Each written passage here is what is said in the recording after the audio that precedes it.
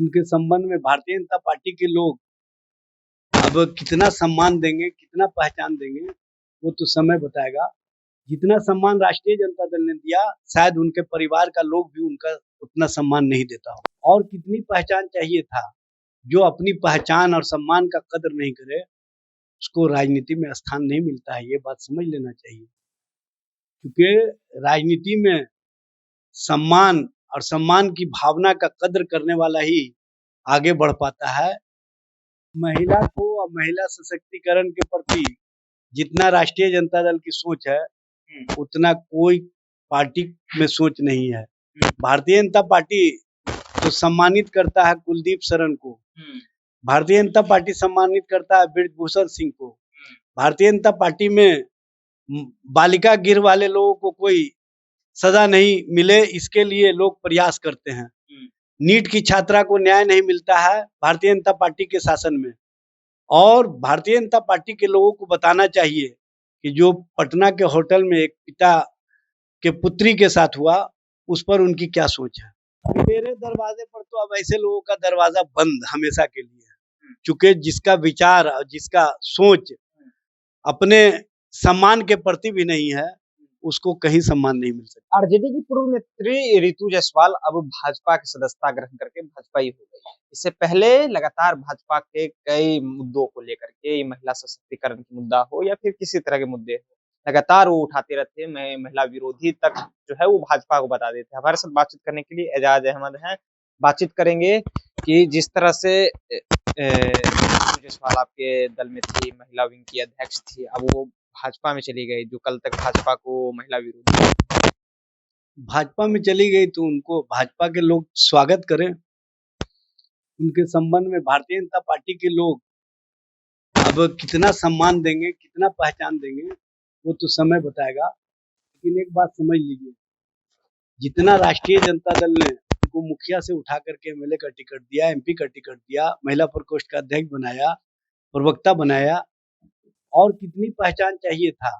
जो अपनी पहचान और सम्मान का कदर नहीं करे, उसको राजनीति में स्थान नहीं मिलता है। ये बात समझ लेना चाहिए, क्योंकि राजनीति में सम्मान और सम्मान की भावना का कदर करने वाला ही आगे बढ़ पाता है। जितना सम्मान राष्ट्रीय जनता दल ने दिया, शायद उनके परिवार का लोग भी उनका उतना सम्मान नहीं देता हो। हकीकत है, अगर परिवार का लोग उनको उतना सम्मान दिए होता, तो वो राष्ट्रीय जनता दल में ही रहती।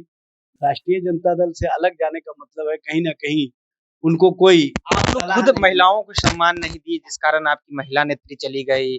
महिला को और महिला सशक्तिकरण के प्रति जितना राष्ट्रीय जनता दल की सोच है, उतना कोई पार्टी में सोच नहीं है।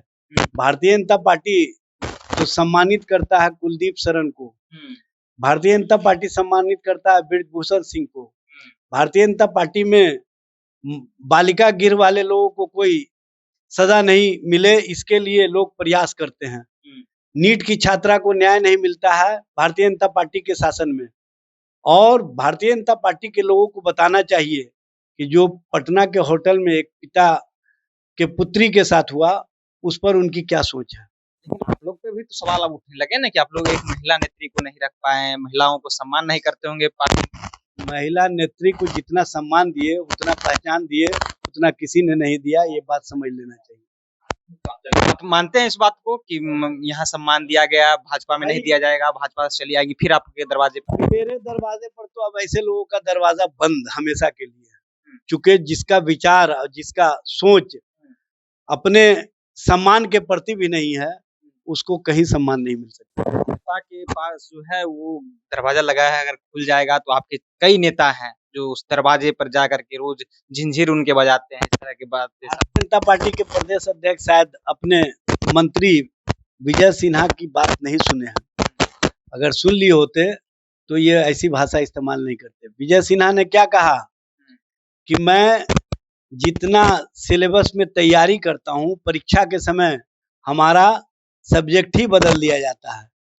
तो भारतीय जनता पार्टी का जो नीति और सिद्धांत है, वो दूसरे दल से आए हुए लोगों को सम्मानित करने का रहा है, और सम्मानित करके सबसे ऊंचे स्थान पर उसको स्थापित करने का रहा है।